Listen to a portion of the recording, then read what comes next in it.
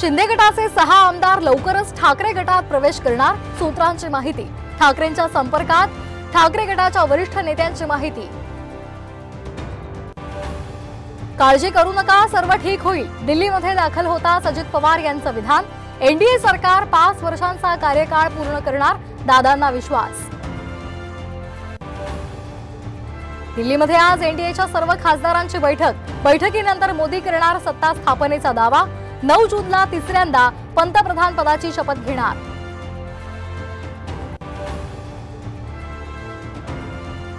दिल्लीमध्ये रात्री उशिरा अमित शहा फडणवीसांची भेट, फडणवीसांच्या राजीनाम्यावर सविस्तर चर्चा, मात्र निर्णय अद्याप गुलदस्त्यात। कोकण पदवीधर निवडणुकीतून मनसेची माघार, अभिजित पानसे निवडणूक लढणार नसल्याची मनसेची घोषणा।